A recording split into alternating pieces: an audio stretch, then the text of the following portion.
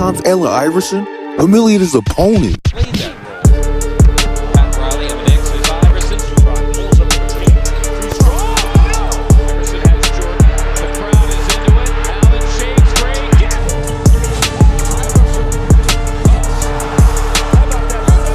Now look, a lot of players in NBA history could cross you. A lot of players could talk trash. But Allen Iverson, this man didn't just beat you. He made you famous just for losing. So if you thought you knew how cold Allen Iverson really was, you have no idea.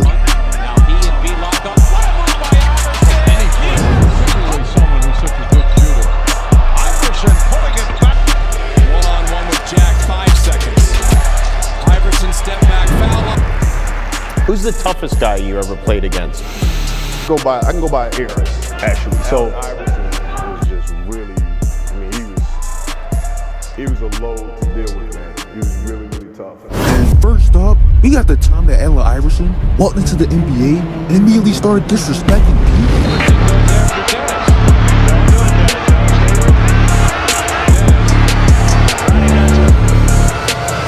Including the most terrifying man in the league. See, back in 1996, Allen Iverson was a 20-year-old rookie fresh out of Georgetown.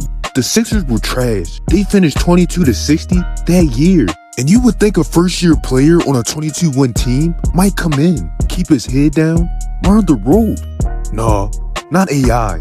Cause in his very first matchup, Iverson went right back at it, trash talking so hard, it got Dennis Rodman in his face on 2 separate occasions. Rebound and a fire him again. He is furious with Iverson goes after him. They nearly came to blows twice in one game, but at least Rodman just got beef. Cause at number 9, AI put a man on the floor twice. Eastern Conference is just throw the cards up in the air right now. Oh, Allen Iverson, what a move! AI did not have to do him like that. But when most people talk about Jordan's crossover, AI was crossing up the whole Bulls roster. And at number 8, he saved something special for the very man who was standing right next to Jordan when it happened. Maurice deflected the attention from himself, but I don't think any observers make them set up further out on the floor. Iverson being checked by Pippen now. 3 minutes gone by first quarter. Iverson brings it to Hunter and scores. This man scored 37 points on the Bulls, crossed up both Jordan and Pippen, and they still had no response? Man, that's savage. But look, if we're talking about disrespect, see, it's one of the most disrespectful plays of all time. Snow looks to drive, pulls up to the paint. Too strong! No! Allen Iverson! Now that's just crazy. But to make matters even more humiliating, what he did for number 7? Coleman with it out high, the step around, lifter.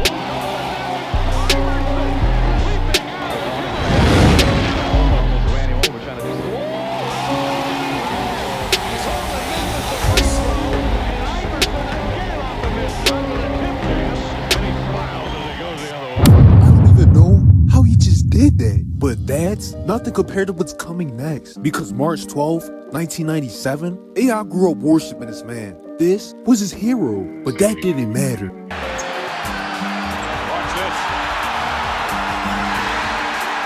this. And years later, at a Hornets game, But you crossed that man up. How you gonna cross that man up and then talk about you and all of them in the same breath? He told me one day I live in Charlotte. Right. So I went to a Charlotte Hornets game. And he had me come in, and we in the back, and me and him just, sitting back and drinking and reminiscing or whatever. And I was like, man, I love you, man. And he was like, you don't love me, you little you man, and everybody in the room just bust out laughing, man. It was great. The goal is still salty.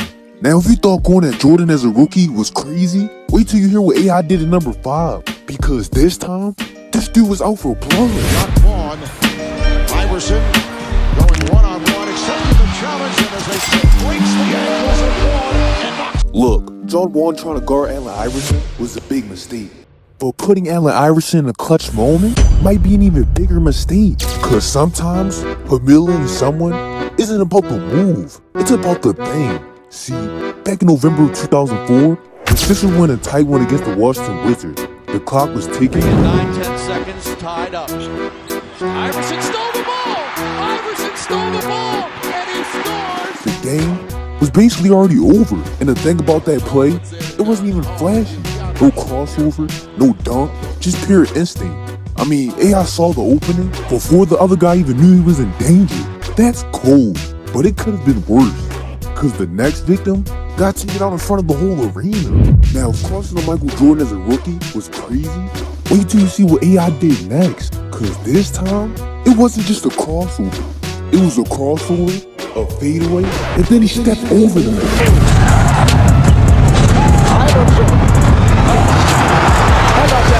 See, back in overtime of Game 1 of the 2001 NBA Finals, Iverson had the ball on the right.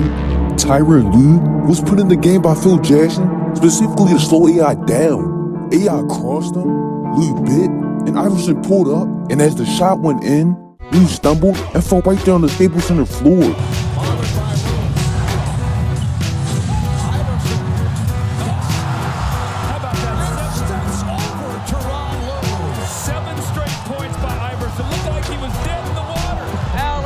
Iverson just stepped right over him. I mean, come on. He just stepped over the man's body like he was a speed bump. But the thing is, this play went so viral, Lue is still dealing with it years later. You know, for me, it wasn't even a big deal. Still to this day, it's not a big deal. And you get kids like, oh, that's the guy's Iverson step. Man, you wasn't even born. Like, you wasn't even born when I'm on that same mixtape where they show that highlight. They show me about two more highlights after that falling. So I'm with you. But it wasn't even a big deal, like to me. You know what I'm saying? People make a big deal out of it, like it's part of history. And that's okay. Like I love AI. Even before the series, like it's something I idolize. He's 2 years older than me, but like, man, the cornrows, from the hood, like my height, all the things with the girls. Like, I mean, gosh, that's how bad AI humiliated this man. Now, before we get into the play for this last one, I need you to understand who Allen Iverson actually was before he even stepped on the court. Because this wasn't just a basketball player going to the finals. Back in Hampton, Allen Iverson grew up in a neighborhood so rough that he once said, I was just running the streets and hanging with guys that were 12 and 13 years old, sniffing cocaine, right by the dumpster. I'll never forget it. And at home, it wasn't much better. His mom was 15 years old when she had him. No father in the picture. The lights got cut off regularly. The plumbing was so busted that sewage flowed across the floor. AI said it himself. It was always a choice between food and the light bill. And his mom always chose food. And at 8 years old, there wouldn't be no Hall of Fame Allen Iverson standing at this podium if it wasn't for this guy. He gave me the vision, man. And but man, I wanted to be like Mike. You know what I mean? Now fast forward, June 6, 2001, Staples Center, and the team waiting for them, the Los Angeles Lakers, Shaquille O'Neal, they were 15-0 in the playoffs.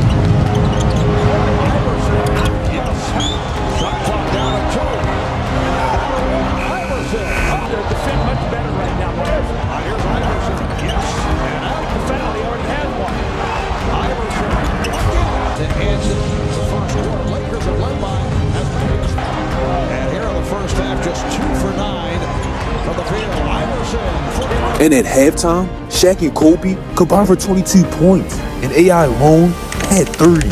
30 by himself? Damn. Here's the same play again. This time they do a nice job of defense. Iverson.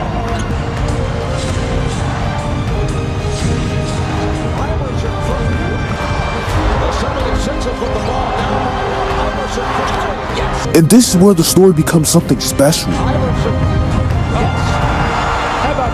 Steps over Tyronn Lue. 7 straight points by Iverson. Looked like he was dead in the water. Man, and this is that kid from the projects. The kid the whole world said had no chance at all. 48 points, 6 assists, 5 steals. The Sixers won. The highest scoring debut in finals history. The only loss, the Lakers will suffer the entire postseason.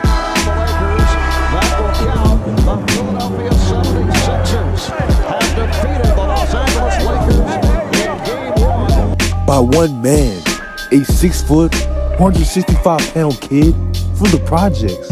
And on June 6, 2001, he walked into the house of the greatest team alive and reminded every single person watching that where you came from is not the side where you're going. That's the answer.